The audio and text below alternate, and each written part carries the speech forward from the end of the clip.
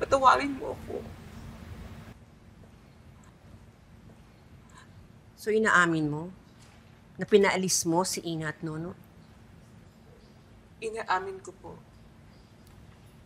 Pero magulo ang isip ko noon. Bumagsak ang kabuhayan ni Tony. Namatay si Tony.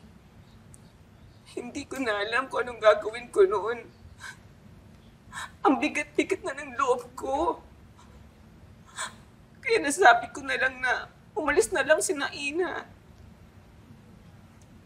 Wala naman akong choice but to let them go kasi walang naiwang pera si Tony.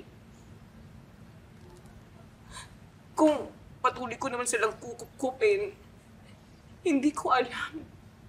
Hindi ko alam kung paano ko sila bubuhayin. Tapos sinahabol pa kami ng mga pinagkakautangan ni Tony. Hirap na hirap po ako noon.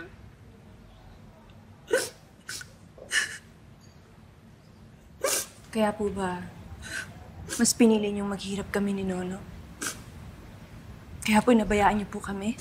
I know it's my fault dahil hindi ko kayo iniisip. Kaya nga humihingi ako ng sorry. Walang-wala lang talaga ako noon, kaya ako nagawa yun. Walang-wala? Pero nagawa niyo pong lumipat at tumira sa magandang bahay. Samantalang kami ng kapatid ko, hindi namin alam kung saan kami titira.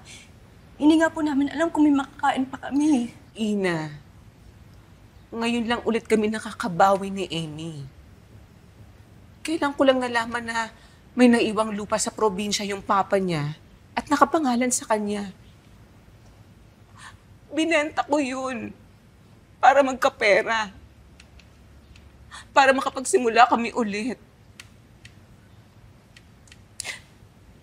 Kung gusto mo, kukunin ko ulit kayo ni Nono para makabawi ako sa mga pagkukulang ko sa inyo.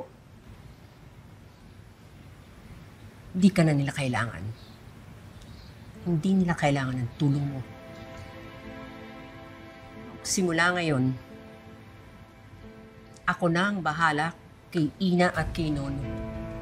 Ipaparamdam ko sa kanila ang pagmamahal at pagmamalasakit na pinagtamot mo sa kanila.